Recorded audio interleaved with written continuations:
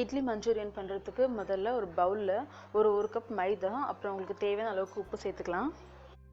அது கூடவே ஒரு அரை டீஸ்பூன் காரப்பொடி சேர்த்துக்கலாம். முதல்ல இந்த மைதா மாவு, மிளகா பொடி, இந்த உப்பு எல்லாத்தையும் ட்ரையாக அப்படியே மிக்ஸ் பண்ணிவிட்டு ஒரு 1/4 கப்லேருந்து அரை கப் வரைக்கும் உங்களுக்கு தேவையான அளவுக்கு தண்ணி ஊற்றி பஜ்ஜி மாவு பதத்துக்கு நல்லா மிக்ஸ் பண்ணிக்கலாம். நான் இன்றைக்கி ஒரு 8 இட்லி எடுத்திருக்கேன். அதை உங்களுக்கு எந்த ஷேப்பில் வேணாலும் கட் பண்ணிக்கலாம். இந்த மாதிரி கட் பண்ணி எடுத்து வச்சுக்கோங்க. இந்த இட்லி எல்லாத்தையுமே இந்த மைதா மாவு பேட்டரை வச்சுருக்கோம் இல்லையா, இதில் டிப் பண்ணி எடுத்து எண்ணெயில் போட்டு நல்லா டீப் ஃப்ரை பண்ணி எடுத்துருங்க. நல்லா கோல்டன் கலரில் பொரிச்சு எடுத்துருங்க.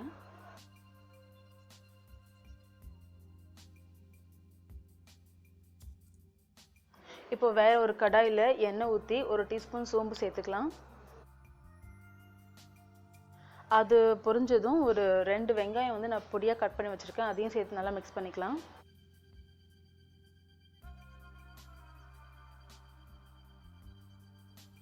வெங்காயம் வதங்கி நல்லா பிங்க் கலரில் வந்ததுக்கப்புறமா 1 டேபிள் ஸ்பூன் அளவுக்கு இஞ்சி பூண்டு பேஸ்ட் சேர்த்துக்கலாம். இஞ்சி பூண்டு சேர்த்து அதோட பச்சை வாசனை போகிற வரைக்கும் நல்லா கொஞ்சம் கலந்து விட்டுக்குங்க. இப்போ ஒரு 3 இல்லைன்னா 4 தக்காளி நல்லா பொடியாக கட் பண்ணி அதையும் இது கூட சேர்த்துக்கலாம். தக்காளி நல்லா குழையிற வரைக்கும் நல்லா வதக்கி எடுத்துக்கலாம்.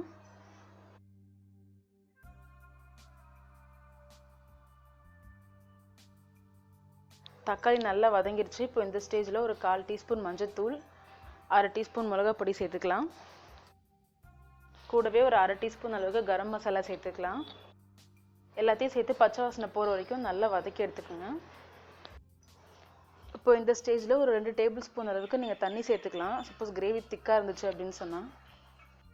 இப்போது 1 டேபிள் ஸ்பூன் அளவுக்கு சோயா சாஸ் ஊற்றிக்கலாம். அதே மாதிரி 1 டேபிள் ஸ்பூன் அளவுக்கு டொமேட்டோ சாஸ் ஊற்றிக்கலாம். இதில் உங்களுக்கு வேணும்னா நீங்கள் ரெட் சில்லி சாஸ் கூட ஆட் பண்ணிக்கலாம், பட் நான் சேர்க்கலை. இப்போ இது எல்லாத்தையும் நல்லா மிக்ஸ் பண்ணி விட்டுக்கலாம். சாஸ்லாம் ஊற்றி நல்லா மிக்ஸ் பண்ணதுக்கப்புறமா தளன்னு இருக்கும். இப்போ இந்த ஸ்டேஜில் ஃப்ரை பண்ணி வச்சுருக்க இட்லி எல்லாத்தையும் சேர்த்து நல்லா மிக்ஸ் பண்ணிக்கலாம். இட்லி சேர்த்து நல்லா கலந்து விட்டதுக்கப்புறமா ஒரு 3லேருந்து 4 நிமிஷம் வரைக்கும் அப்படியே மூடி போட்டு வச்சுருங்க. அப்போ தான் இந்த ஃப்ளேவரில் இந்த ஃப்ரை பண்ண இட்லிக்குள்ளே இறங்கி இட்லி சாஃப்ட் ஆகும். அவ்வளோதான், டேஸ்ட்டான இட்லி மஞ்சூரியன் ரெடி. இது எப்படி வச்சுன்னு ட்ரை பண்ணி பார்த்துட்டு எனக்கு கமெண்ட் செக்ஷனில் சொல்லுங்கள். தேங்க்ஸ் ஃபார் வாட்சிங்.